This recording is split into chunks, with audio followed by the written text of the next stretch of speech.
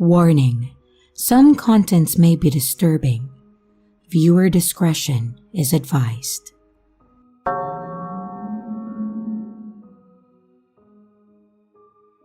This happened about 3 years ago. So, I was 16 at that time. I remember it being a warm day, sometime in September. I was off work that day, and I decided to go hang out with my best friend. We'll call her Abby. I had just gotten my license in the spring of that year, so I was pretty excited to be driving around town. I got to Abby's house and we were trying to figure out something that we could do. We decided that we didn't want to go out with friends and instead make dinner for Abby's mom and stepdad. So, we got in the car and headed to Walmart to grab some ingredients for dinner and grab some cake mix on the way out. While we were there, we noticed there was a guy, maybe mid-50s, that we were constantly walking past over and over again in the store. But we didn't pay it much mind since it was pretty busy in their aisles. We checked out and then we started heading over to my car, when we noticed that same guy packing his groceries into his trunk. I remember looking over at Abby and saying something along the lines of, "Oh, is that your new boyfriend?"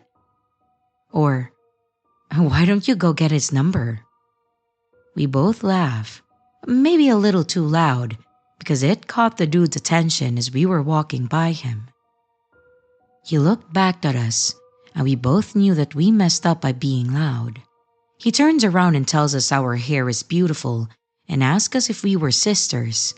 We told him we were, thanked him for his compliment, and then told him to have a good day. Honestly, in our part of town, it's quite common for dudes to compliment whatever girls they see, so we were used to it and we just brushed it off. We got into the car, and I obviously locked the doors, and we start laughing about the guy, talking about how creepy his eyes looked. Now, looks like the guy was watching Abby and I walk to my car, I'm guessing, because he ended up driving the opposite way of the exit to drive slowly behind my car. I saw his face looking at my car in my rear-view mirror. I looked at Abby and then I went, "Holy shit, it's the same creep earlier." We then broke out in laughter, making fun of him once again. He had already driven off by this point, so we do too. We then get home, make food, and have a good night and sleep. Normal days go by and I forget about the situation. Until one day at work, I'm running food from table to table, helping out the servers at my job, and I bring food to a table who looked particularly surprised to see my face. I didn't recognize the guy at first, until I saw his eyes, and I realized who the hell I was talking to. I place the food down, ask if he needs anything, and then I scurry off to the bathroom to tell Abby what just happened. "Hey, Abby, the dude from Walmart last week is sitting in the restaurant right now, and I just ran food to him." Hours go by, and he's still sitting at the bar cranking back beers alone. I told my coworkers about the dude and they were like, "Well, he's probably just lonely." My manager tells me to go home since it's low, so I clock out and leave. As I'm walking to my car, I hear the restaurant door swing open and there he is, trailing behind me, telling me to talk to him. I stop, turn around, and then he says, "So, does a pretty lady like you have a boyfriend?" I tell him that I do, and that my boyfriend works with me, which was definitely a lie. He then proceeds to get closer to the point where I can smell the alcohol in his breath. His eyes get big and then he says, "Would you mind if me and you became friends?" At this time, I was totally creeped out and I told the guy that I was 16, hoping that he would back off after hearing my age. Unfortunately, I think all that did was make him more interested. I tell him that I need to go and that it was nice to meet him, and then I walk away. I can still hear him murmuring under his breath. The guy was really drunk, and he watched me get into my car and then drive away. I was totally freaked out by the guy and ended up telling Abby over the phone and telling my mom once I got home. She told me to keep my eyes open from now on because this guy was obviously interested in underage girls and doesn't care where he is when he finds a girl he likes. A week passes, and I go to work again, and there he is, sitting at the bar, throwing back beers again. I tell my manager that I am not running food to this particular area and tell her my background with the guy. She understands and then sends me to work on the register. I see the guy waltz over to the restroom and then slam the door open so loud that the whole restaurant looks over and then goes silent. He looks back at the silence that he created and then sees me once again. I was so over this guy, I didn't even care. I just walked over to the kitchen to hide by the cooks. The guy then heads back to the bar after his bathroom performance and then orders food. 10 minutes pass by, and the local police come in asking my manager to see last Saturday's camera footage. She walks into the office with the cops and all the staff is pretty confused. About 40 minutes later, the cops walk over to the bar and then arrest the same old creep. I watched in glee as that sucker was getting put in handcuffs. I ran over to my manager and asked her what happened. Apparently, the guy was under investigation for spiking a young woman's drink at my restaurant, and the cameras caught him red-handed after the woman filed the police report the next morning. I haven't seen this guy since, except in my nightmares. Hopefully, he's still rotting in jail somewhere, getting some help from his weird fetishes. Anyways, ladies, always be on the lookout for each other.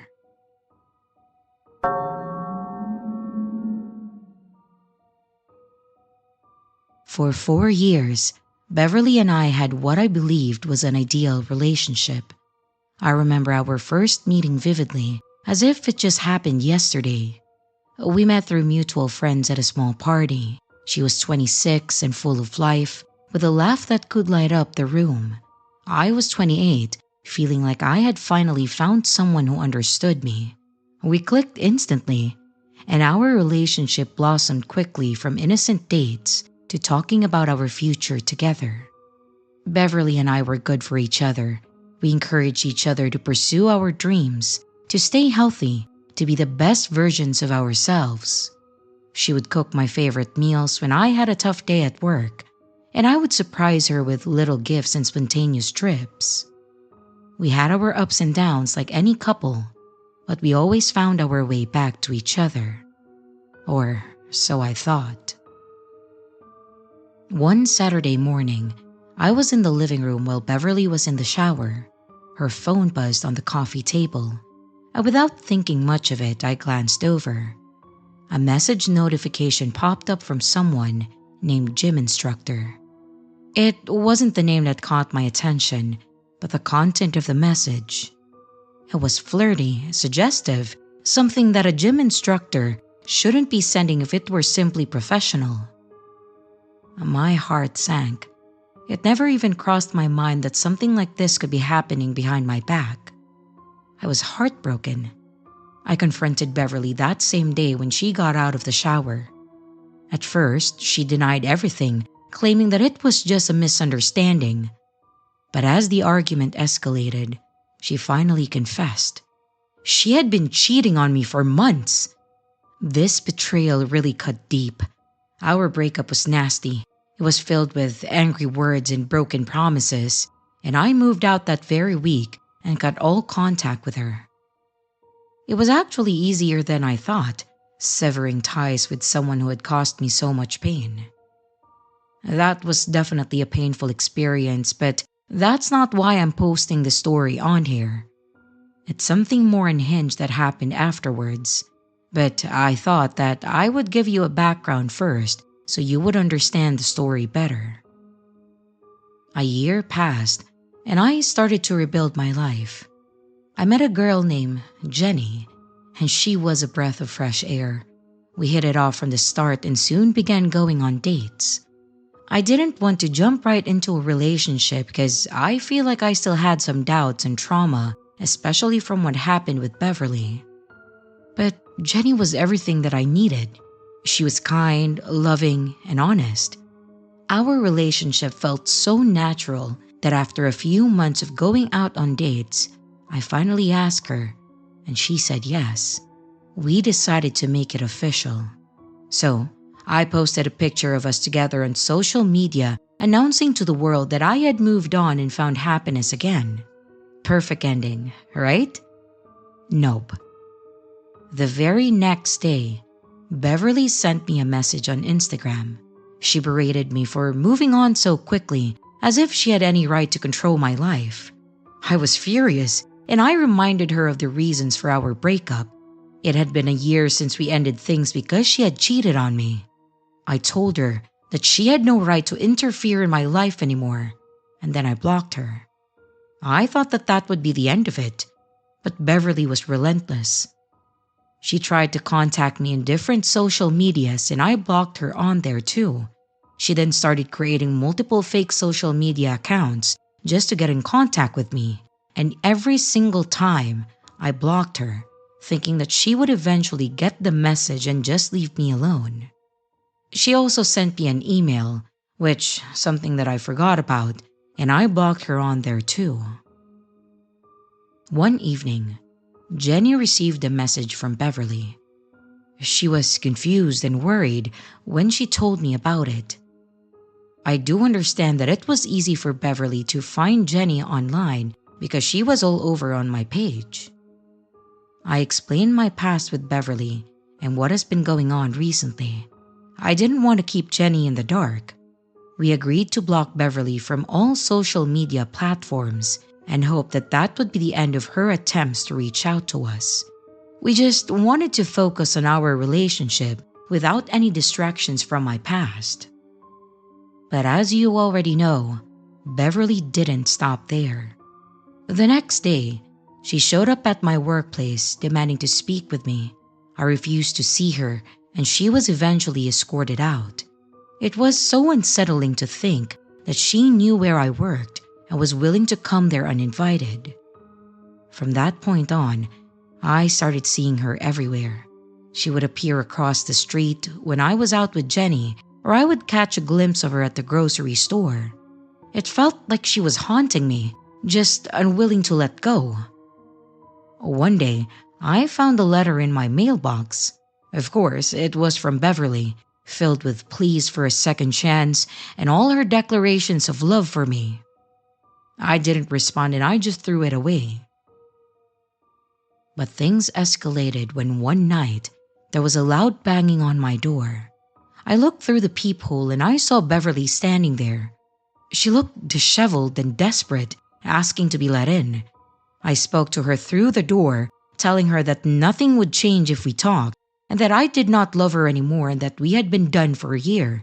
I told her that she needed to move on, and that I would call the police if she didn't leave. Beverly pleaded for a second chance, but I was firm.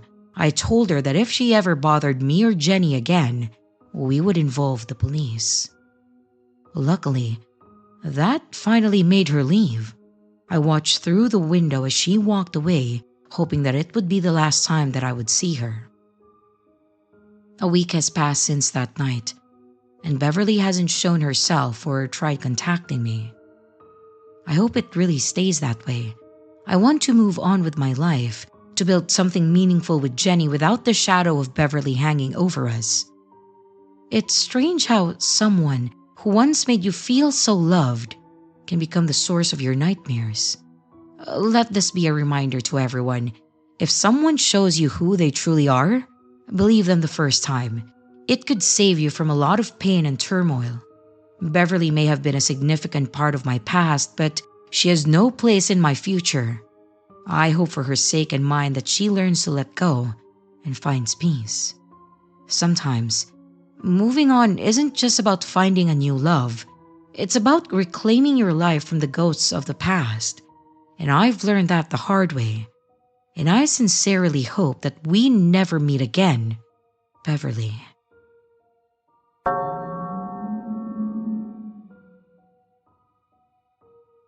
My name is Joanna, and I'm a 24-year-old single mother to an amazing 8-year-old boy named Jonathan. Life isn't always easy as a single parent, but Jonathan's joy and laughter makes every challenge worth it. One tradition we've kept over the years is going to the annual carnival that sets up in our area. It's a day we both look forward to. It would be filled with laughter, rides, and sweet treats. This year was no different. Jonathan had been talking about it for weeks, and when the day finally arrived, his excitement was infectious. The carnival was just as bright and lively as we remembered. The air was filled with a tantalizing smell of popcorn, cotton candy, and hot dogs. There were colorful lights blinking and flashing. They were lighting up the night sky. We could hear the joyful screams of people enjoying the rides and the sounds of carnival games calling out to us. There were countless things to do, rides like Ferris wheel and bumper cars, game booths where you could win oversized stuffed animals, and food stalls offering everything from funnel cakes to corn dogs. Jonathan and I spent hours exploring the carnival. We went on the merry-go-round, tried our luck at the ring toss, and devoured a giant pretzel together. Eventually, we decided to take a short break. I found a bench for Jonathan to sit on while I went to get us some cotton candy. The stall was just a few steps away from the bench, and I could see him the whole time, so I felt that it was safe. As I was finishing up my purchase, my attention was drawn to a man talking to Jonathan. He had disheveled hair, looked around 6 feet tall, and seemed to be in his late 50s. My heart skipped a beat when I saw him offering Jonathan a lollipop. I quickly grabbed my change and I rushed over. I told the man no thank you and that we were fine, and I took Jonathan away from there. The man gave me an unsettling look, but I just brushed it off. I didn't want to ruin our day over a creepy encounter. Jonathan and I continued our fun at the carnival. We went on more rides, played more games, and indulged in more snacks. I think I was starting to get a tummy ache from it. I tried to shake off the uneasy feeling, and I just focused on making happy memories with my son. While I was trying to take a photo of my son, I noticed the same man in the background. I told myself that it was just a coincidence, and I continued taking pictures. But as we moved around the carnival, I kept seeing him. Every time that I looked up, he seemed to be there, lurking in the distance, watching us. A chill ran down my spine. I began to feel like this man, he's stalking us, he's following us. Not us specifically, but Jonathan. I decided that it was time to leave. My son was getting tired anyway, so I told him that we were heading home. We walked swiftly towards the parking area, and as we neared our car, I heard footsteps behind us. My heart pounded in my chest, and as I turned to see the same man following us, panic surged through me. I picked up my son and I ran as fast as I could. There was enough distance between us and the man, so I was able to reach my car. I fumbled with the keys, my hands were trembling, but I managed to unlock the doors, get Jonathan inside, and then get in myself, and then I locked them again. I started the car and I sped out of there, my eyes constantly darting to the rearview mirror, expecting to see the man following us. The drive home was nerve-wracking.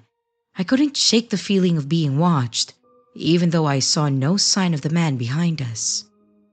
Every car that appeared in the rear-view mirror sent a surge of anxiety through me. But eventually, we made it home safely. I locked all the doors and windows, and only then did I begin to relax. It's been almost a year since that terrifying day at the carnival, and the event is coming back soon. Jonathan has been buzzing with excitement, already making plans for what rides he wants to go on and what games he wants to play. But this time, I'm not so sure if we'll be going. The memory of that man, his disheveled hair, the way he watched us, the way he was just so obsessed with my son, it haunts me. I was never able to report the incident to the police. I thought maybe I was just overreacting, that it was just my motherly instincts in overdrive. But the fear I felt that day, the panic, and the need to protect my son at all cost is something that I can never forget. I am torn between giving Jonathan the fun-filled day that he's been looking forward to and ensuring his safety above all else. I've started to think about alternative plans, other ways to create special memories without putting us at risk. Maybe I'll explain to Jonathan what we need to be careful of, that sometimes it's okay to break traditions if it means staying safe. I hope that sharing the story serves as a reminder to other parents out there to always trust your instincts and never ignore when something feels off. I am just grateful that Jonathan and I made it home safely that day. I hope no one else has to go through a similar ordeal. So, to the stranger from the carnival, let's never, ever meet again. And with my situation with Jonathan, I would appreciate any suggestions if you may have them.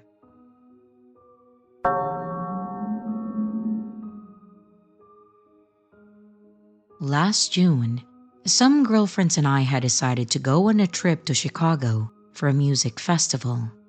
My brother lives about 20 minutes out of Chicago but works in the city. For one of the days, we had rode the train in with him, and then he went to work and we just floundered the city touring until he was done. Around midday, we decided to go to his workplace and visit him as he worked in one of the buildings a couple blocks from the Chicago Bean. When we got into the building, we got to the second floor and we were greeted by some front desk ladies. We stood there texting my brother to come down, and we were met with him showing him pictures of our touring trip so far.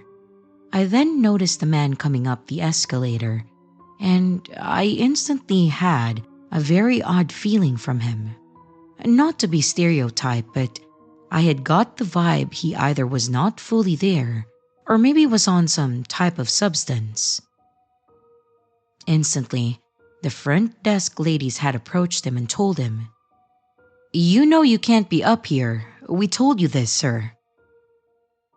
Clearly, this wasn't their first rodeo with this guy.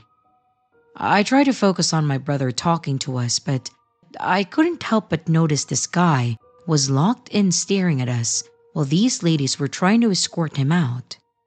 Out of the corner of my eye, I noticed he just stood there looking at us.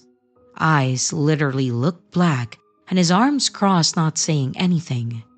My friend standing at the other end of our group immediately caught on as well and audibly said, "Hey, we should go like right now." Her noticing this as well creeped me out because I thought that I was just being dramatic. We quickly went down the opposite side of the building, and my other two friends were confused and did not pick up what me and my friend were talking about. I told them that I would explain once we got out of the building. We began walking down the sidewalk, and I explained to my other two friends what I had felt from this guy. I glanced over panicked that we might have been followed. And sure enough, on the opposite side of the road on the sidewalk, he walked with his arms crossed, head slightly cocked, dead eyes staring at us walking. I now had full body chills, not because he had given me any reason, but because of his demeanor. I had genuinely felt like he knew that we were afraid and he was feeding off of it. Also, he just had a genuine malicious vibe coming from him. I scrambled to tell my friends of the situation. We started kind of darting between tourists and blocks to lose him. I was freaked out because we come from a small town, Minnesota, and we've seen drug addicts, but this didn't feel like just some random tweaker. He had the scariest vibe, and he was following us. To this day, We all talk about it because it freaked us out so bad. I know it's not a lot of a physical story, but it's so much more of a you had to be there to experience how he actually felt vibe-wise.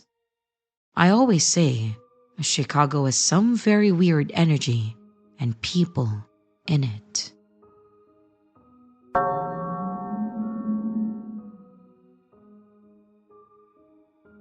Teaching has always been my passion ever since I was young. There's just something profoundly fulfilling about shaping young minds and helping them understand concepts that once seemed impossible, and then witnessing their aha moments. I teach math at a high school, and despite the challenges, I really love what I do.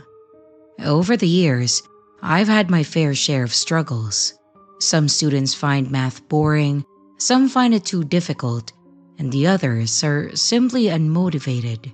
But I've always believed that with enough encouragement and support, every student can succeed in it.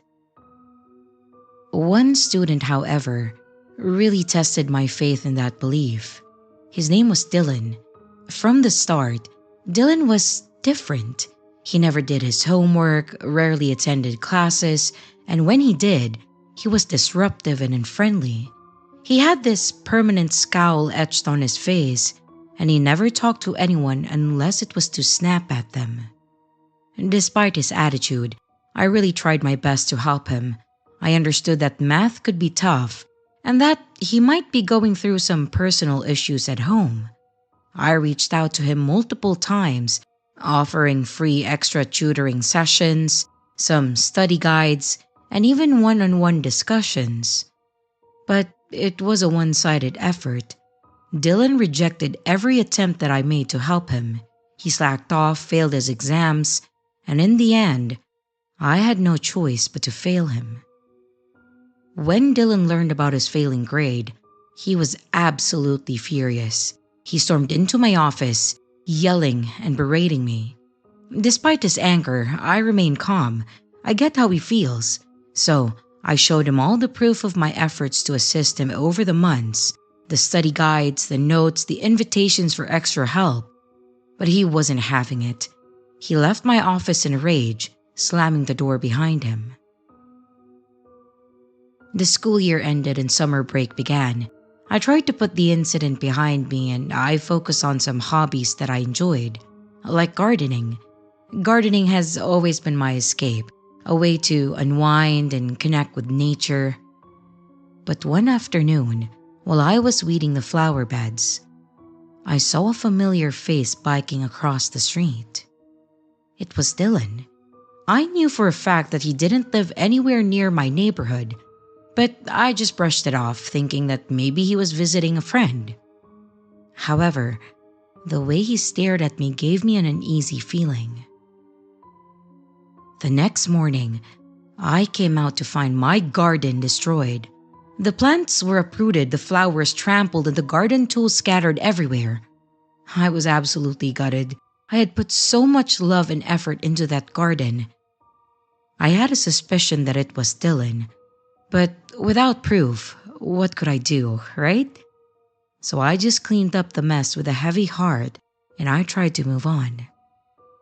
Just as I was starting to recover from the garden incident, I found a dead bird on my front doorstep. It was a gruesome sight and it really frightened me. I tried to convince myself that it was just a coincidence, but deep down I knew that it wasn't.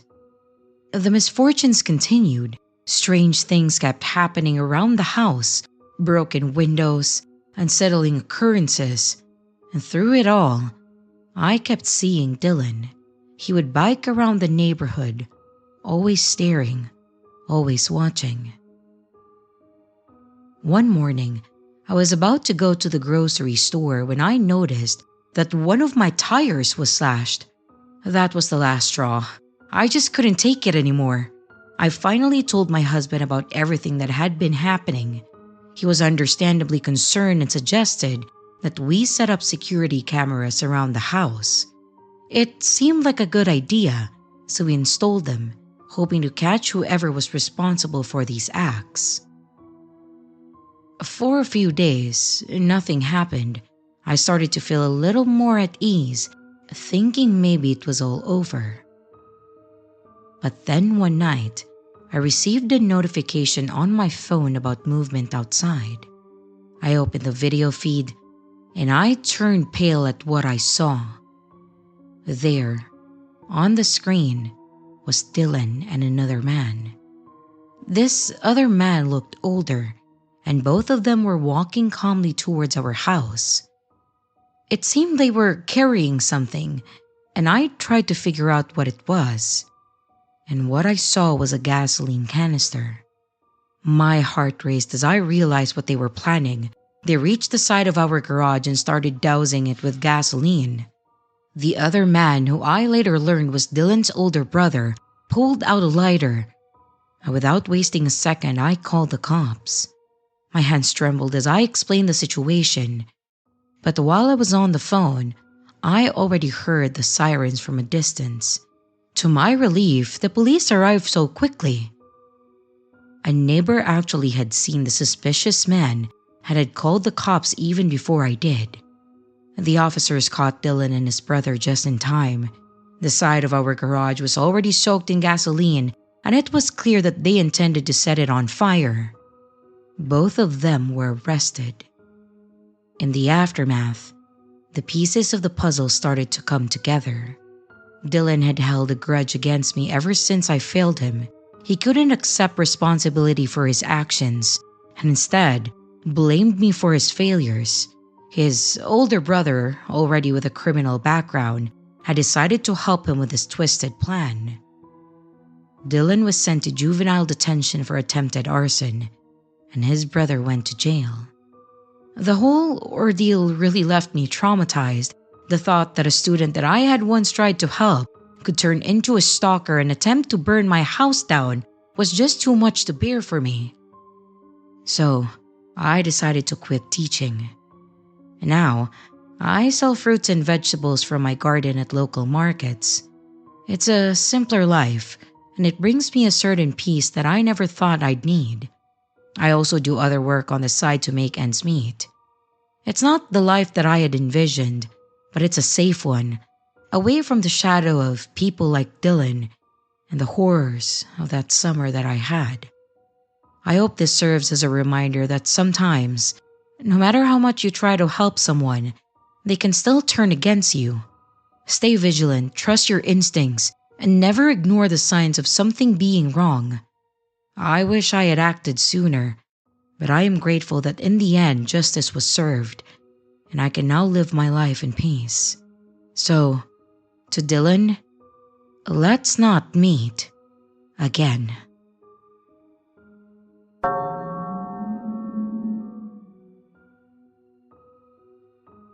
As I was reading some of the stories in this community, I remember this night from about 8 years ago.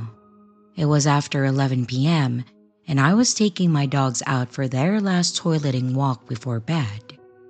At that time, I was living in a rural area where the houses are farther apart, lots of wooded lots around with wild pigs often crossing our path. I would often take long walks because one of the dogs had a problem with having accidents in the morning if he hadn't had an adequate walk to do all of his business. It was dark, so I had the flashlight, and I wasn't really expecting to meet anyone.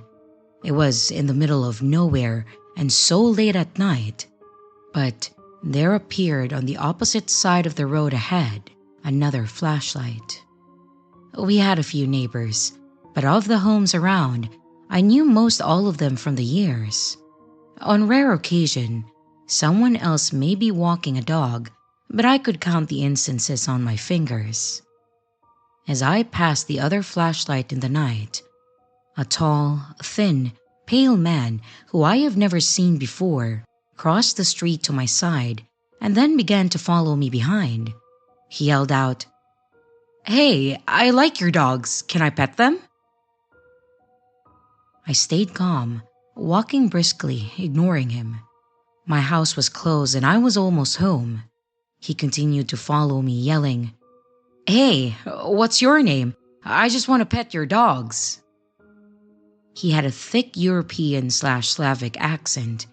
I ignored him and I just ran up into my house through the door. I then locked it and I ran to my bedroom.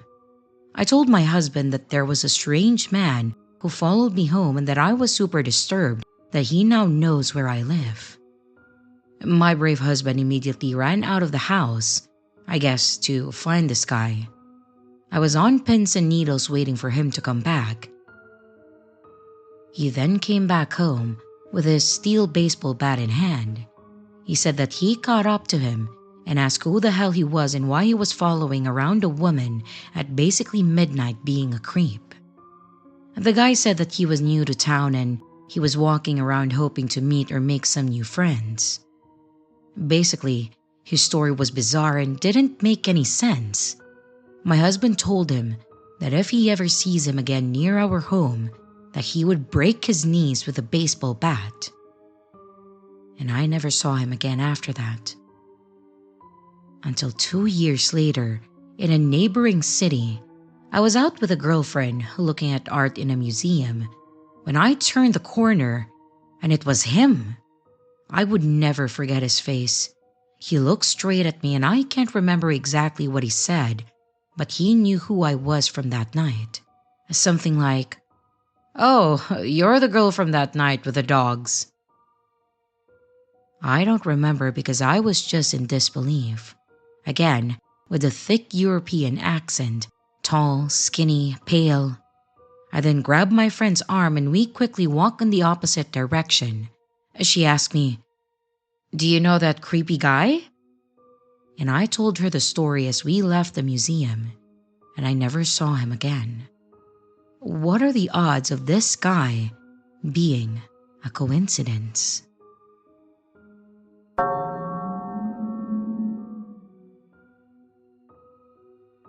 Hi everyone, my name is Gina. I'm a female and also 15 years old, and my family moved to a new place. We have been here for a year now. When we moved to the new house, it really felt like a fresh start for me. After the chaotic year that we had, my family needed it.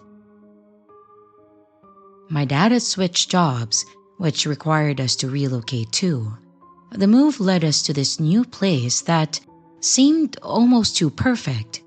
The house was situated in a neighborhood that was the epitome of convenience. It was close to everything one could need: the hospital, my dad's new office, a grocery store, and of course, my new high school. Everything was just a short walk away. The house itself was charming. It was a 2-story building with large windows and a spacious yard where our dogs could run around. I have 2, by the way. Their names are Cookie and Crumble. I know. So generic, but I think that it fits them perfectly. Anyway, the place felt like a safe haven, a place where we could finally settle down and breathe easy. Starting at a new high school was really daunting, but I was able to manage. The school was only a 10-minute walk from home, making the morning commute a breeze for me. The first couple of months were fine, and I quickly made a few friends and established a routine. I usually went home by 5 p.m., as I wasn't the type to stay out late. I prefer the comfort of our home, where I could read, play games, and take care of our dogs. Everything seemed to be falling into place, until that night. It was the birthday of one of my new closest friends. She had invited me to a small party at her house, which was about a 15-minute walk from mine. I decided to walk there as it didn't seem too far. The party was fun. It was just a small gathering of our friend group. We were celebrating, we had games, we had cake. We had a lot of fun that night, and I do not regret going there at all. But we did lose track of time, and before I knew it, the clock struck 9 p.m. So I decided to walk home, not really thinking much of it. Our neighborhood always seemed safe to me, and I'd never felt uncomfortable before. The streets were quieter than usual, the typical hum of the day replaced by the faint rustle of leaves and the distant city sounds. As I made my way home, I started to notice footsteps behind me. They were faint at first, but as I kept walking, they grew louder, and they were matching my pace. When I stopped, the footsteps stopped. When I sped up, the footsteps also sped up. I felt a knot of fear tightening in my stomach. I finally gathered the courage to turn around and look, and what I saw was a man in a hoodie, and he stood a few feet away from me. I couldn't see his face, clearly due to the darkness and his hood. At first, I thought that it might just be a friend of mine or a schoolmate. Again, I have never had a scary or uncomfortable experience here, so I didn't worry much at first. This guy didn't move though. He just stood there. He didn't say anything, and I stared at him. But the longer I stared, I started to realize that he was built much larger than any high schooler that I knew, and something about the situation just started to feel very wrong to me. I was really unsure of what to do, so I just waved my hand at him, hoping that it was just a misunderstanding and that this guy was actually safe. But as soon as I did, he started sprinting towards me. My heart pounded in my chest and panic set in. I turned and I ran as fast as I could, not caring about the direction. I just wanted to get away from this guy. No matter where I went though, he followed me. His footsteps echoed behind me relentless. I suddenly remembered that one of the places near our house was a police station. My mom had made sure that I familiarized myself with the area when we first moved in. I thought that it was silly, but I was grateful for that now. I decided to make a run for the police station. The man continued to follow me for a bit, but when it became obvious where I was headed, he then veered off in a different direction. I burst through the doors of the station, breathless and terrified. The officers inside noticed my state and immediately asked what was happening. I explained everything, though my words came out in a rushed jumble. The officers then arranged for me to be taken home, so that I had parents with me. They let me file a report, even though I couldn't give a clear description of the man. The darkness and his hood had obscured his face, and they told me that it may be impossible to catch a man without his description, but they promised me that they will patrol the area and see if there are any suspicious people lurking around the neighborhood. I felt a mixture of relief and lingering fear at the same time as I stepped into the safety of my house. That night changed everything for me. I realized how fragile the sense of security I had built really was. I loved being a homebody even more after that incident because I never wanted to go out at night again. And if I ever had to, I would make sure to ask my parents to send me and fetch me, which is something they said that they are totally fine doing for me. The convenience of our new home had lulled me into a false sense of safety, making me forget that danger could be lurking anywhere, even in the most seemingly perfect places. It was a hard lesson to learn, but one that I would never ever forget. The man in the hood was a stark reminder that being vigilant is crucial, no matter how comfortable or safe you feel.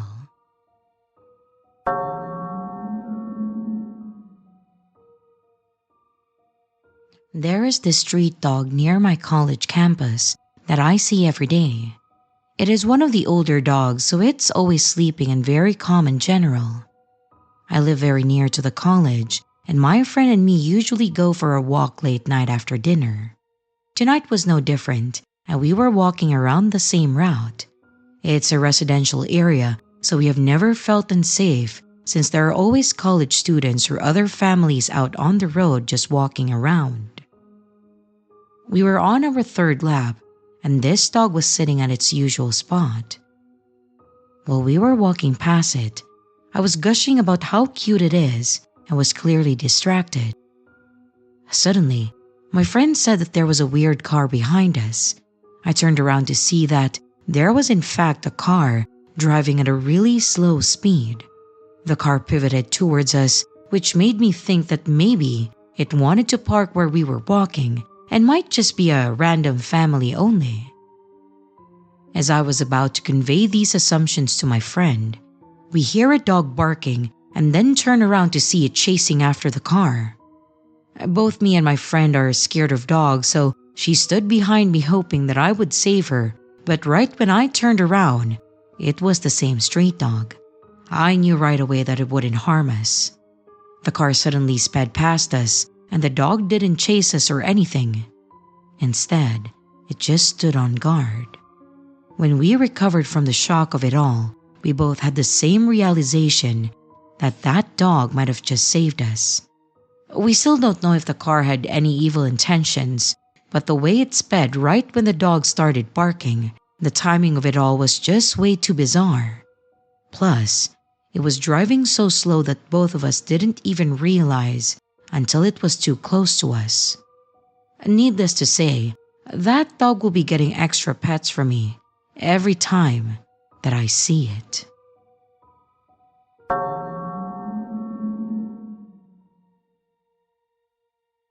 I walk my dog every morning in the park near my apartment. It's a daily ritual. It started 2 years ago when I first moved to this neighborhood. I work from home, so if I wake up early, I can get a quick 30-minute walk in before I start my workday. The park itself is a serene place in the middle of a bustling city. There were tall trees providing shade, a small pond where ducks swim lazily, and neatly paved paths winding through the greenery. While I'm still grudgy, during the first bit of our walks, I would have to admit that it's my favorite part of the day. It's just a time to clear my head, wake up, and enjoy the simple pleasures of being outdoors. My dog, Max, a golden retriever with boundless energy and a friendly disposition, loves our morning walks much more than my sleepy ass does. He sniffs every bush, chases after squirrels, and wags his tail at every passerby. The park is usually quiet in the early hours, with only a few joggers and a fellow dog worker sharing the space. It was during one of these walks that I first noticed him. A man, perhaps in his late 30s, standing near the entrance of the park. At first, he seemed like any other park goer, dressed in casual clothes, hands in his pockets, watching the world go by. But there was something about the way he looked at me that made me a bit uneasy.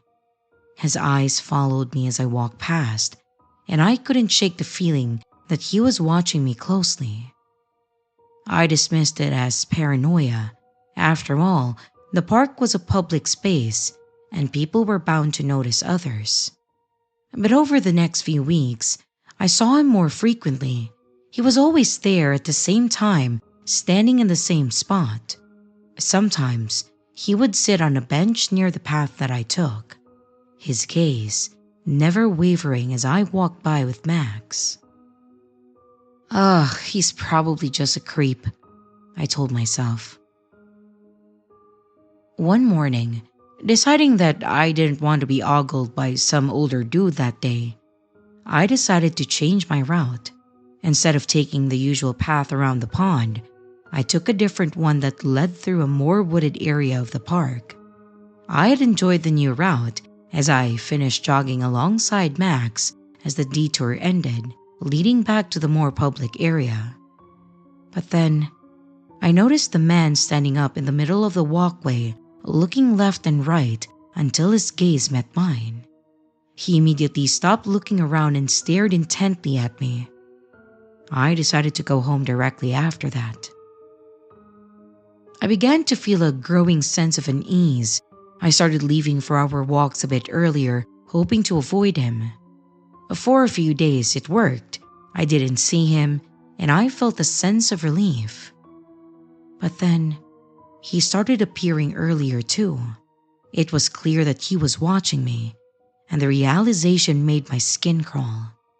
Max, being the friendly dog that he is, didn't seem to mind the man's presence. In fact, he would often wag his tail and try to approach him, as if sensing no threat at all. I, on the other hand, felt my anxiety mounting with each encounter. I couldn't understand why this man was so interested in me, and the lack of answers only fueled my fear. The situation escalated when I started finding treats for Max on our doorstep. At first, I thought they might be from a neighbor, someone who knew Max and wanted to spoil him a little. But the treats kept coming, always the same brand, always neatly wrapped and placed right at my front door. After waking up extra early to figure out this mystery, my heart sank as I saw a familiar yet unsettling view. The man in the park was leaving them. I felt a chill run down my spine. The realization that he knew where I lived was terrifying.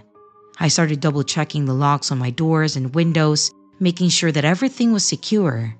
I considered even calling the cops, but I didn't have any concrete evidence. I couldn't prove to the police that this man was coming to my house to leave treats for my dogs. It would probably end up as a I said, he said kind of thing. Also, he hadn't approached me or threatened me directly. My morning walks was causing me anxiety rather than joy now. I found myself constantly looking over my shoulder, my heart racing whenever I saw him. He never did anything overtly threatening, no sudden movements, no attempts to speak to me. But his persistent presence was enough to unsettle me. One day, as I was walking through the park, I noticed a piece of paper pinned to a tree along my route. Curious, I walked over and I took it down. It was a note, written in neat handwriting. "You and Max make my morning so much brighter." My hands trembled as I read the words. There was no signature, but I knew that it was from him. The thought that he was not only watching me, but also leaving messages made my blood run cold. How does he even know my dog's name? I assume he'd been listening to me speak to Max as I walked him. But every little detail made my skin crawl just a bit more. This was suddenly starting to look like a horror movie. What the hell? Someone stalking me? Treats on my door? Notes in the park? I hurried home with my mind racing. I needed to do something, anything to make this stop. I decided to change our routine drastically. Instead of walking Max in the morning, I started taking him for walks in the evening. I had hoped that the change in schedule would throw the man off and give me some peace of mind. For a few days, it did seem to work. I didn't see him, and I started to relax a little. But then, one evening as Max and I were walking through the park, I saw him again. He was standing under a street lamp, his face partially hidden in the shadows. My heart skipped a beat and I turned around, deciding not to risk walking in the park at night, knowing that he was there. The treats on my doorstep continued, and now there were more notes too. Simple messages like, "Have a great day" and "You're beautiful." Each one of them made me feel more trapped, more helpless. You would probably ask me, so why not just leave the letters or the notes alone in the park? Well, he didn't leave them in the park anymore.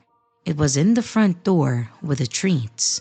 Of course, I did not give Max the treats at all, and I just started throwing away the pieces of paper left on there without reading it. I confided in a friend about what was happening, and she suggested that I install security cameras around my apartment. It did seem like a good idea, so I did. I hoped that the cameras would deter him, or at least provide evidence if things escalated further. One night, I was reviewing the footage from the cameras and I saw him. He was standing at the edge of my property, just out of reach of the camera's view, but close enough to be seen. He stayed there for a few minutes before walking away. The sight of him so close to my home actually made me feel sick to my stomach. But him turning around and leaving meant that he knew full well that I was watching him, and he didn't want what he was doing to be recorded. He knew that what he was doing was wrong. I decided that it was time to take action. I went to the police and I told them everything. They took my concerns seriously, especially given the fact that I had video footage of him, and they promised to keep an eye on the situation. They also suggested that I change my walking routine again and avoid the park for a while. I followed their advice and started taking Max for walks in different locations. I felt a mixture of relief and also sadness. The park had been our favorite place, and now I was just scared of it. I missed our morning walks, the joy of watching Max play and explore in the morning, and I am so angry that this man took that away. A couple weeks went by and I didn't see the man. The treats and notes stopped appearing, and I slowly began to relax. I still felt watched from time to time and creeped out, though I couldn't see the man, but I started to believe that maybe he had given up and had finally left me alone. But then, one evening as I was walking Max near my apartment, I saw him again. He was standing at the corner of the street watching me with that same intense gaze. My heart pounded in my chest and I felt a wave of fear wash over me. This time, I didn't run though. I was just so angry and over it. I pulled out my phone and I took a picture of him. I wanted proof, something concrete to show the police again. He didn't move, didn't react. He just stood there, watching me with those cold and blinking eyes. I hurried home and I called the police, giving them the picture and telling them about the encounter. They assured me that they would look into it and try to find the man, and advised me to stay inside for the night and make sure to lock everything. And the next few days were a blur. I couldn't shake the feeling that he was still watching me, waiting for the right moment. I barely slept, my mind consumed with thoughts of what he might do next. I felt trapped in my own home, constantly looking at the window, expecting to see him standing there. One night, I heard a noise outside my apartment. It was a faint scratching sound, like someone trying to open a door. I checked the cameras and guess who was there? Yep, you've guessed it right. The man. My heart raced as I grabbed a kitchen knife and I crept towards the window. I peeked through the curtains and I saw him, standing just outside my door fiddling with the lock. I felt a surge of panic and anger. This was it. This was the moment that I had been dreading. I dialed 911 and I whispered to the operator, explaining the situation to them. And they assured me that help was on the way. But those minutes felt like an eternity. I could hear him outside, growing more frustrated as he tried to gain entry. And thank God that I had a freaking sturdy door. After a couple of minutes, the sound of sirens filled the air and I saw the flashing lights of a police car pulling up. The man turned and ran, but the officers were quick to pursue him. They caught him a few blocks away and took him to custody. I watched from the window, my hands trembling, as they led him away in handcuffs. The police questioned him and found evidence of his stalking, the treats, the notes, and even pictures of me and Max taken from a distance. He had been watching me for months. It was a chilling realization, but I felt a sense of relief knowing that he was finally caught. I, of course, pressed charges against him, and the police assured me that they would keep an eye on my apartment for a while. It took time, but I did slowly start to feel safe again. I changed my walking routine once more, avoiding the park and finding new places for Max and me to explore. The man is now in prison, and though I'm still trying to get over it, it is getting better day by day. Max, for his part, remained blissfully unaware of the danger that we had just faced. He still wagged his tail and sniffed every bush, eager to explore the world around him. His innocence and joy were actually a source of comfort and a reminder that life could still be beautiful and full of simple pleasures. Looking back, I realized how important it is to trust your instincts and take action when something feels wrong. And to the man who stalked me and my dog for months, I hope you stay rotting in prison.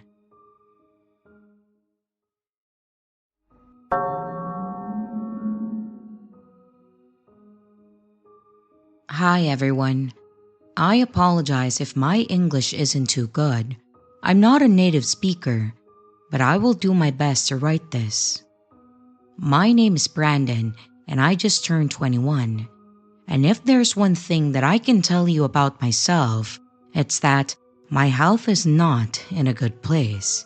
I'm overweight, and even the simplest activities can leave me out of breath.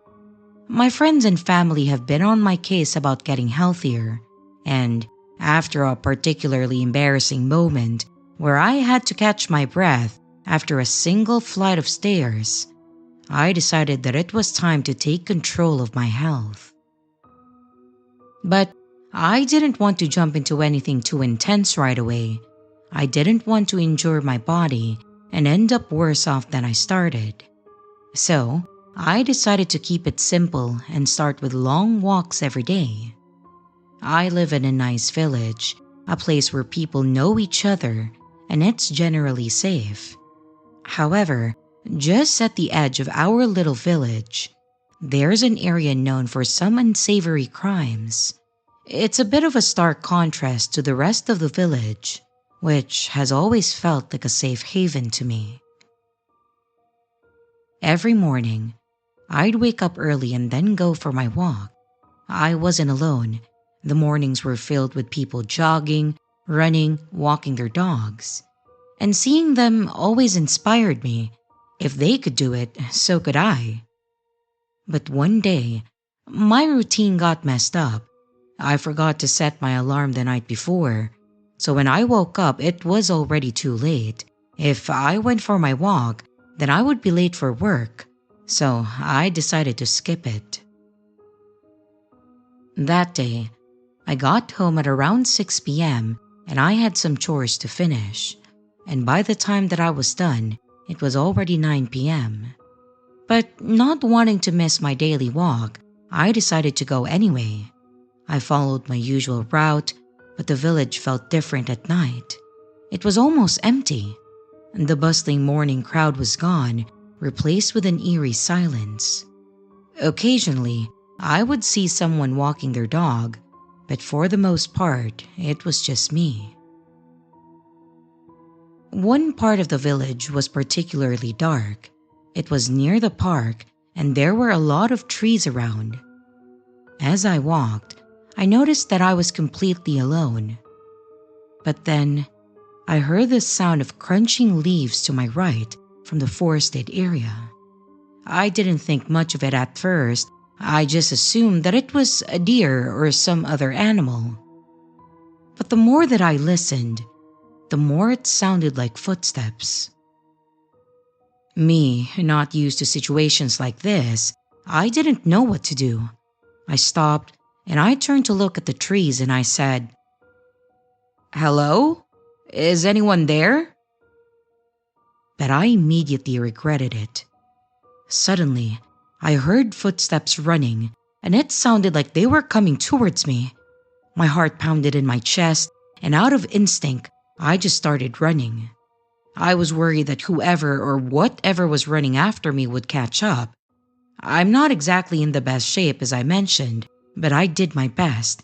I ran, and I ran, my lungs burning with every step that I made. In the distance, I saw a shop that was still open. I pushed myself harder, praying that I would make it, and I then burst into the shop, scaring the clerk. I turned back and saw a hooded figure standing in a distance away. I squinted, trying to identify who it was, but it was too dark. The figure just stood there, and then to my horror, they waved at me. After that, they turned around and walked back into the darkness. I apologized to the clerk for scaring him, and I explained what had happened.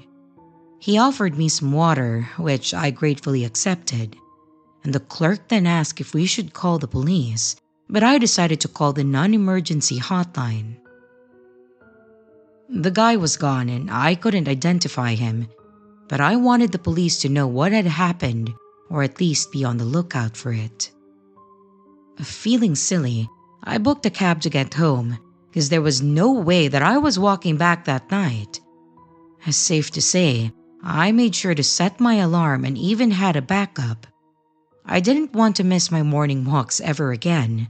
The morning crowd, the safety in numbers, that's where I felt most comfortable.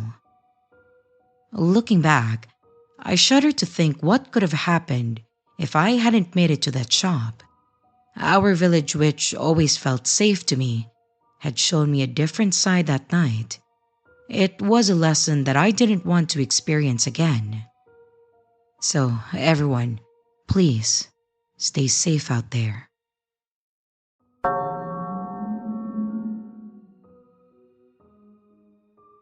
This happened several years ago when I was working in a downtown jail in a large city as a counselor.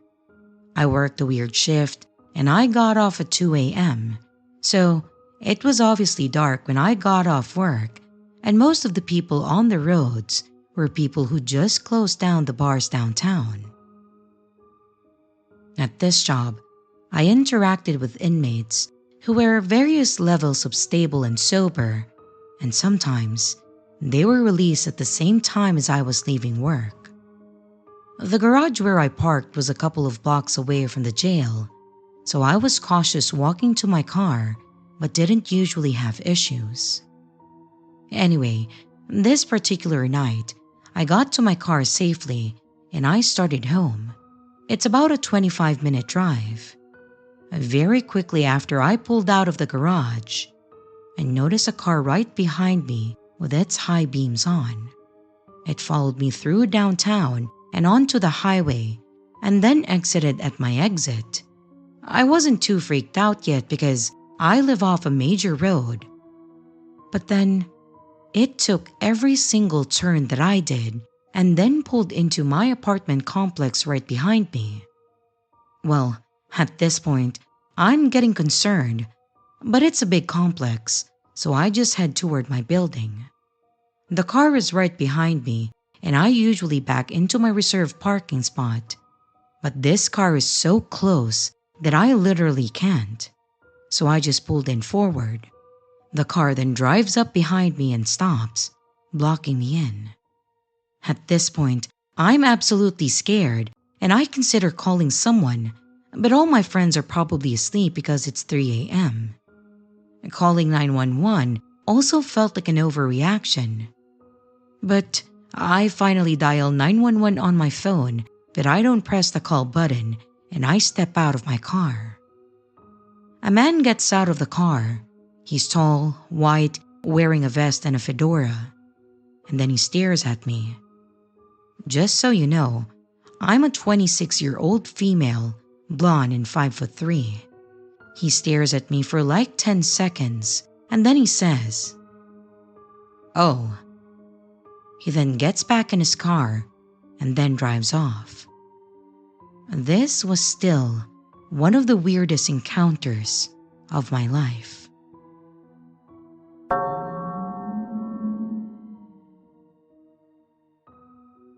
In the school year 2022 to 2023, I was a senior at Bayshore High School in Long Island, New York.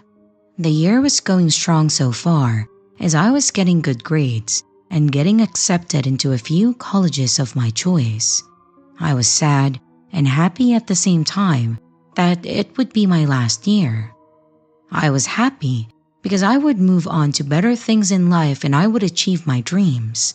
But I was sad because I wouldn't really get to see my friends and my teachers as much as I saw them every day. I was already in the month of November and 2 months flew by way too fast and I felt very glad. However, this one incident that happened mid-month would always come back to me every day. We had just finished up lunch and the 6th period was approaching. This would be a 40 to 50-minute class. About 15 minutes into the class, I really had to use the restroom because I drank a lot of water at lunch, and I should have done this right after lunch had ended. I asked the teacher to use the restroom and he said that I could. I walked into the bathroom, went into a stall and then did my thing. After finishing up, I was turning my head everywhere and I looked up above me for a brief second before looking back down. But then half a second later, I looked back up because I saw something that I would only see in my nightmares. What I saw was a camera up on the upper right corner of the stall, and it was pointing directly at me. My whole body turned pale at this moment. I ran out of that bathroom so quick, forgetting to wash my hands, and I ran straight to the principal's office. I told her that there was a camera in the bathroom stall that I was in, and I swore to her that I wasn't lying. She could tell that I was being serious by me tearing up and being out of breath. We then walked to the bathroom together, and she saw the camera too. She had a horrified expression on her face. She grabbed a ladder from one of the storage rooms, and then she climbed on the ladder to take the camera down. She then told me that she would phone the police and said that I could go home early today because I was not in the right headspace at that time. After I got home, I told my parents everything, and they had mixed emotions of sadness, disgust, and anger. I then went back to school the next day, but I wasn't better by a long shot. About a week later, everyone found out about who the person that had installed the camera in the bathroom was. His name was Daniel Garcia. He was a recent graduate in the year 2021 to 2022 school year, and then he came back to help with the drama club. Surveillance footage showed him installing the camera really early in the morning before the majority of the school would arrive. I was a victim along with one other female. I was just the first one to notice the camera. Daniel was arrested and was later pled not guilty to one count of unlawful surveillance in court. My parents and I were not happy with this, but we successfully filed a restraining order against Daniel for 3 years, along with the other victim who had been filmed. I had never felt so violated and humiliated before in my life. It has been nearly 2 years since this happened. I am having a fun life in college, but this incident will stay with me forever.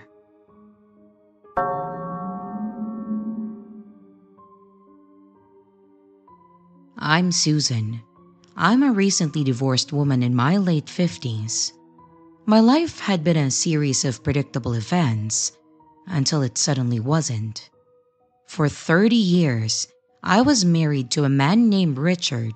We built a life together and we raised 2 wonderful children, both of whom are now grown and have families of their own. I owned a small but successful business, and with the kids out of my house, I thought that it was finally time to relax and enjoy the fruits of our labor. But life had other plans for me. One afternoon, I came home earlier than expected, and what I walked into shattered my world. There was my husband cheating on me in our own home with a woman at least 20 years younger than me.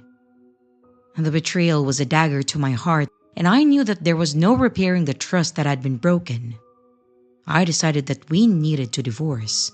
There was no point in staying together if I couldn't trust him anymore. Richard made it difficult, arguing that we should give it another chance since we were older now, and that I should just forgive him. Our children, however, were my rock, and they couldn't forgive their father for betraying our family like that, and with their support, I pushed through with a divorce. It was nasty, and it was draining me emotionally and mentally. After the divorce was finalized, I felt a sense of freedom, but I was also exhausted. I needed to escape, to breathe, to find myself again. so I decided to treat myself to a vacation. Greece had always been a dream destination for me ever since I watched the movie Mamma Mia. So I did it. I booked a trip and I was ready to immerse myself in the beauty and culture of the place that I have admired from afar. If you are thinking that my scary story is because of the divorce, then think again. The scary experience that I had was during this vacation. Traveling alone didn't faze me. I had done it many times before, even before I got married. The first 4 days of my vacation were amazing, but not so eventful. It was just exactly what I needed to relax my mind and forget about the turmoil of the past months. The sun, the sea breeze, and the friendly locals were all healing in their own way. But on the fourth night, I decided to go out for a drink and listen to some live jazz music. I found a cozy bar, ordered a drink, and I let myself get lost in the music. As I sat there enjoying the ambience, a man approached me. He was handsome, Caucasian, and looked to be in his early 50s. He seemed friendly and very well put together, so I didn't mind the company. We chatted about random things, our travels, the music, our favorite dishes in Greece, and he seemed charming and harmless, and I really enjoyed the conversation. When I finished my second drink, I decided that it was time to head back to my hotel. The man offered to buy me another one, but I politely declined.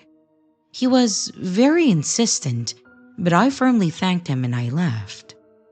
My hotel was about a 15-minute walk from the bar, so I took my time, enjoying the cool night air and the quiet streets. Well, not so quiet with all the tourists around, but you know what I mean. As I walked, I happened to glance back and I saw a familiar face in the distance. It was the man from the bar. At first, I thought it was a coincidence, but a bad feeling began to creep in. I picked up my pace and my heart started racing. After a couple of minutes, I looked back once again and I saw that he was still following me, his eyes clearly fixed on me now. Gone was the friendly smile from earlier, and now he just had a scowl on his face.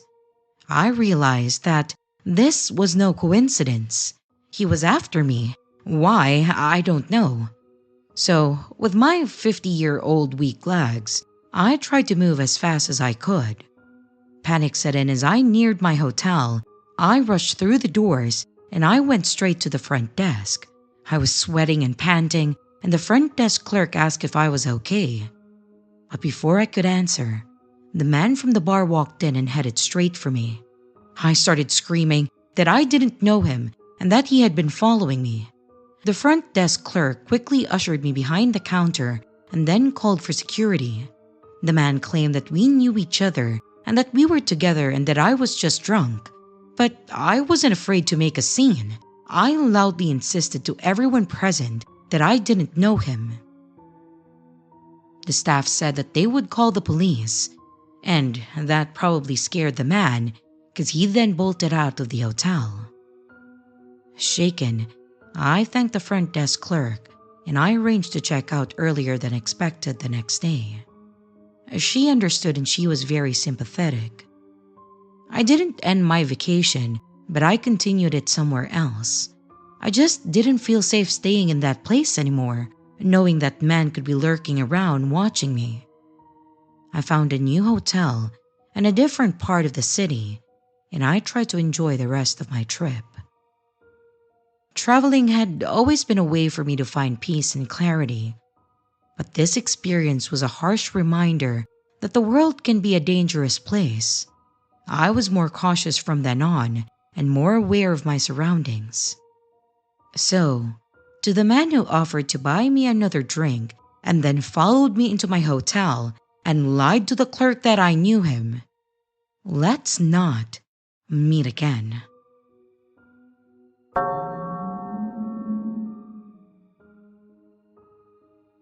I live in a very small town where everyone knows everyone else. Last weekend, a girl walked up to my porch and said that she had a friend who wanted to get to know me and asked if I was single. I told her I was, and she asked for my number. I didn't see the harm in that, as I'm open to meeting new people.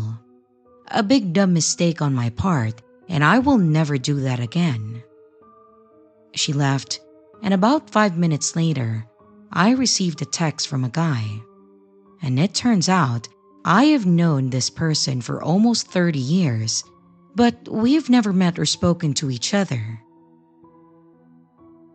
He told me that he thought that I was pretty and that he would like to get to know me better and ask if he could stop by to talk in person, and I said that that was fine. This guy then shows up with 4 other people, and it was immediately clear to me that they were all on drugs of some sort. I hadn't seen him for a very long time, so I was not expecting how he looked. His name is Carrie, and he didn't have a single tooth left in his mouth, and he might have weighed 110 pounds, 5'7" at most. I was immediately regretful. Not only were all his teeth missing, he had no job, no car, no money, and is currently homeless. I recognized immediately that this guy is trying to find a home for the winter, and he thinks that he's gonna date me. It's obvious that he thinks very highly of his looks and his charming ways.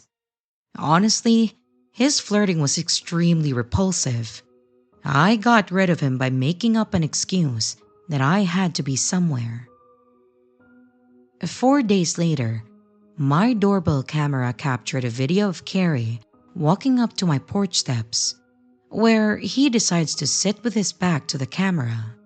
He turned and looked directly at the camera twice. It gets creepier a few days later. I woke up Friday morning at about 5:30 a.m. and I decided to smoke a cigarette. I don't smoke inside, and since I caught him sitting on my porch steps, I would check my camera for any sight of him, and I did not see anyone, so I stepped out and smoked. I was half asleep and I was staring down at the ground when I heard a voice. My head snapped up, and I'll be damned. He was standing less than 3 feet away from me. I nearly jumped out of my skin, and I screamed at him and said, "You scared the shit out of me. What the actual hell is wrong with you?"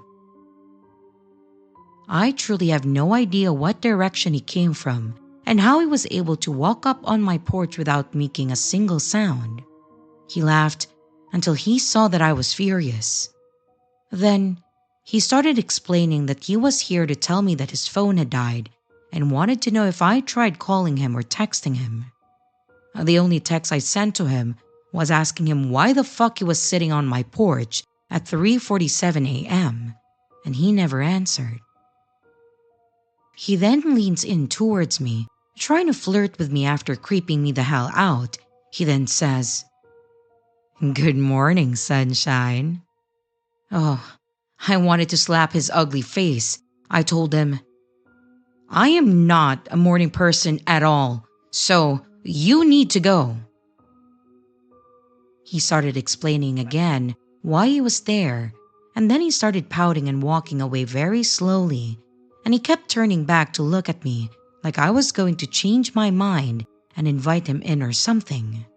It was just unbelievable. My doorbell camera actually recorded part of this interaction. After that, he started watching me from a half block away in front of a bowling alley that has a bench that directly lines up with my front door. For 2 days, he watched my every move. It even started pouring rain, and he just sat there watching me. I haven't seen him around in a couple of days, but I'm hoping that he moved on to someone else. But my intuition is saying that he isn't done just yet. Cops know all about it, because my son works for our sheriff's department and I fill them in. This is one of the creepiest encounters that I have ever had, and I'm a paranormal investigator. I've always said that it's the living that you gotta worry about, and this just absolutely proves it.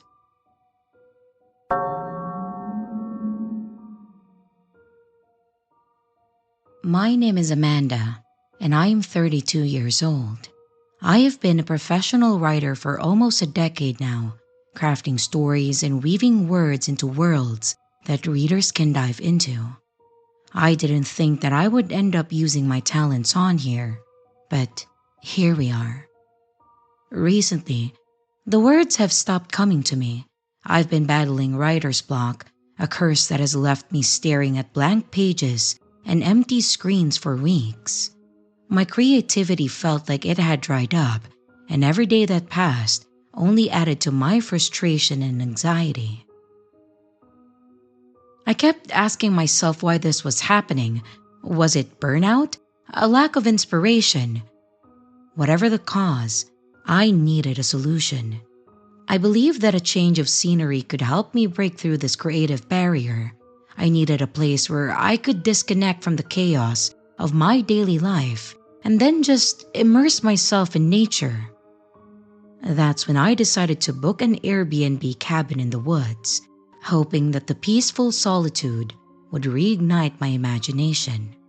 So, I went online and I did my research, and after an hour or two, I ended up finding the perfect cabin.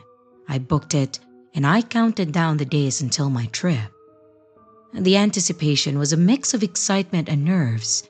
I hoped that this retreat would be the remedy that I needed to get my creative juices flowing again. The day of my trip finally arrived. I packed my bags, loaded my car up, and set off on my journey. After a couple of hours of driving, I arrived at a small town near the cabin. It was quaint and charming, with a few shops and a gas station. So I decided to refill my tank since I was already here and pick up some snacks just in case I hadn't brought enough supplies. The gas station was small, but it was busy. There were 2 clerks working behind the counter. I grabbed some chips, drinks, and a few other essentials before heading to the register. As I made small talk with one of the clerks, I unfortunately mentioned that I was traveling alone to a nearby cabin to work on my writing. At the same time, I noticed the other clerk just staring at me. His gaze was unnerving, and I felt a chill run down my spine. But other than that, he didn't do or say anything to me, so I just tried to brush off the discomfort, and I quickly finished my transaction and left the store. The drive to the cabin was breathtaking. The road wound through dense forest with sunlight filtering through the trees and casting dappled shadows on the ground. When I finally arrived at the cabin, I was absolutely struck by its beauty. It was a cozy, rustic retreat nestled in the heart of the woods. The cabin had all the amenities that I needed too, including a fully equipped kitchen, a comfortable bed, and a desk with a view of the forest. My first day was productive. The tranquility of the cabin helped me relax, and for the first time in a few weeks, the words began to flow. I spent hours writing, feeling a sense of accomplishment that had eluded me for so long. That evening, I cooked a simple dinner, enjoyed the peaceful surroundings, and I went to bed feeling optimistic. On the second day, I decided to take a hike. There were several trails nearby, and I chose one that led to a scenic overlook. The hike was invigorating. I felt a sense of clarity as I took in the breathtaking view. After enjoying the hike and the view, I decided to go back so I can prepare my dinner and then continue on writing. But when I returned to the cabin, I noticed that the door was slightly ajar. I was certain that I had locked it before leaving, but I dismissed it as a mistake. I just went inside, locked the door behind me, and then continued with my work. As night fell, I heard the faint sound of footsteps on leaves outside. It was probably just an animal, I told myself, but still, I couldn't shake the feeling of unease, so I checked the locks on the doors and the windows, making sure everything was secure before going to bed. The next morning, I stepped out onto the wooden patio and then froze. There were muddy footprints leading up to the door. They were too large to be mine and too defined to be more than a few hours old. A chill ran down my spine. I was trying to calm myself. I reasoned that it could have been a curious local or someone who had mistaken my cabin for theirs. There was no crime. Nothing has been done to me other than spooking me out. There was no crime at all, so I just decided not to call it in and focus on my work. I just pushed the incident to the back of my mind. Later that night, I felt a bit tired from writing, so I decided to take a short break. I paced the room, drinking a cup of tea, and from the corner of my eye, I noticed movement outside the window. At first, I thought it was my imagination, but when I looked closer, I saw a face staring at me through the glass. But the face seemed familiar. I couldn't quite place it. My heart raced as I tried to remember where I had seen him before. And then it hit me. It was the clerk from the gas station, the one who had been staring at me.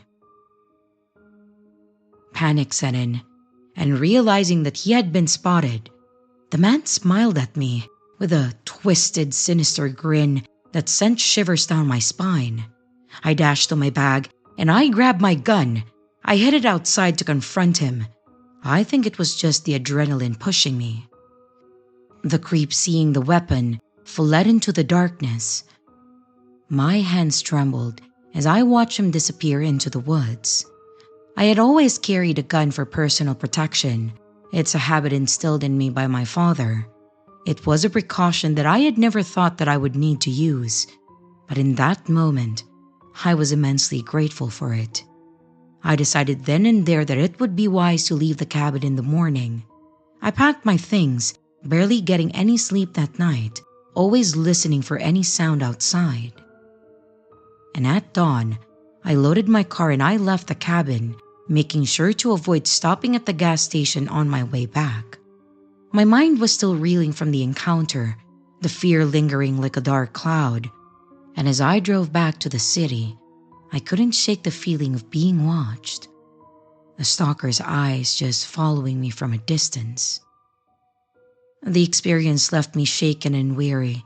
It was a harsh reminder of the dangers that can lurk even in the most peaceful settings.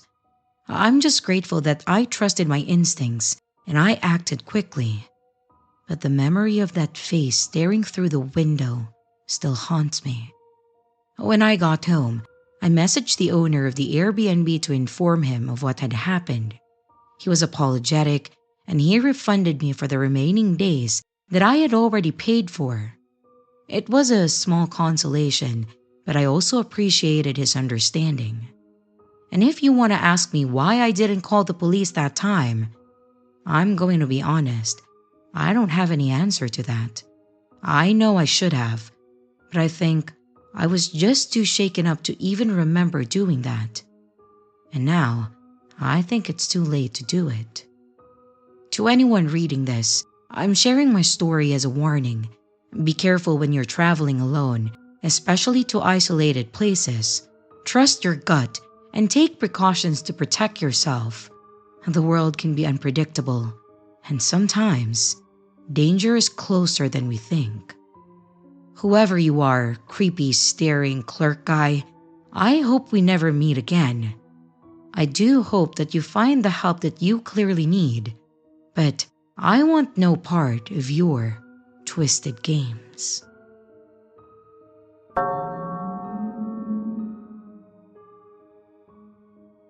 Let's start with the basics. I'm a 26-year-old male, and I work at a blind store where I'm alone during all my shift. I work from 9 a.m. to 7 p.m. from Monday to Friday. It's a very simple job, and most of the time, I just look at my computer. I do some customer service, offer quotation, to the very few people that enter the store and so on. So, like I said, it's very boring and not much happens. But lately, something started to caught my attention. I've noticed that across the street, someone is looking directly at the store, and more precisely, looking at me. I don't handle cash at the store. We mostly work with credit and debit cards, so I don't think that they are planning on robbing the store or something like that. I've noticed that there is a telescope on the window, and it's pointed directly at my desk, so I think it's very obvious that this person is looking at me. I left my phone recording at me while I do some work for like an hour and a half, and I can see in the recording that this person moves the telescope once in a while, and that when I got to the restroom, the telescope moves while trying to find me. So yeah, I have not seen the face of the person or anything, but surely enough, this is creepy. Update number 1. Okay, so thank you guys for all the comments and responses to the post that I have. I didn't expect this to get any attention, so here goes some more information about the situation that I'm in and more details about the store. First, this person is looking at my desk through a door, so my blinds can protect me here. In addition to this, I moved the desk closer to a wall so this person can't see me anymore. I just did this because I was getting video proof of this person's behavior. Second, I just found out about the stalker this Tuesday. I don't know if he or she has been doing this for weeks. I just noticed now, so I'm already being really careful when I get off of work. And a third one, after reading all your suggestions, I have decided to go and have a little chat with the building administrator and show her all the evidence that I have collected.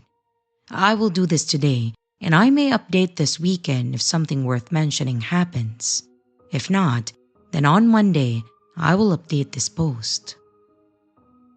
Update number 2. Hi, so I already showed all the evidence to the building administrator. Let's call her Anna, and she was shocked. More even when she actually saw the telescope showing through the window of the apartment. She told me that the apartment that has a telescope is being used by 2 girls, maybe in their early 20s, and these 2 girls are weird. The apartments are small, but they are not cheap, and these 2 girls started living in them almost 2 months ago. She told me that she doesn't see these girls leave the apartment very often, and most of the food or groceries are delivered to these girls via delivery guys. But something that does occur is that a man comes to the apartment every 2 or 3 days and then leaves early in the morning. This man is the one who actually made the rental agreement and then pays for the apartment, so he is probably paying for the food and rent for these 2 girls too. Now, Anna says that when the rental agreement took place, the man said that these 2 girls would be living here because of college. But ever since, she hasn't seen these 2 girls go to college or anything like that. So yeah, this is weird.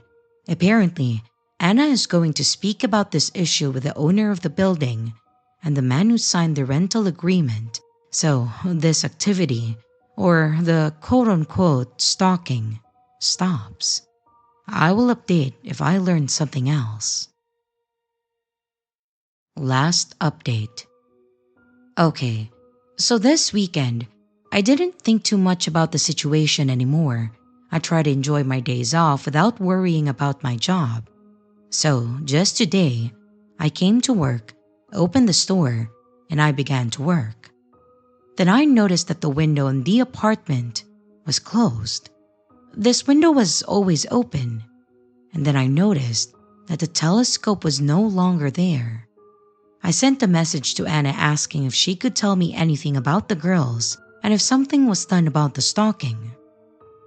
Apparently, Anna, the building owner, and this mysterious man had a short conversation this Saturday. They called the man on his phone and asked him if they could talk about some complaints about the apartment.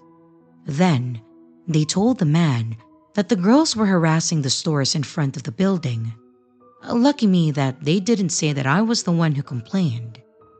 They told the man that this behavior should stop because that's not something the tenants should do. And so far, the man has been listening and paying attention to these requests. Everything was normal up to that point, but when the building owner made a question, it was a quick question like, "So, what career are they studying?" Anna says that the man changed his attitude completely, said that he should mind his own business, and then just left. Sunday comes in, and the man calls Anna to give her the keys to the apartment. He didn't explain why or said anything else. He just gave her the keys and then left. Anna is very confused and also worried about the girls, mainly because she didn't saw them when they left.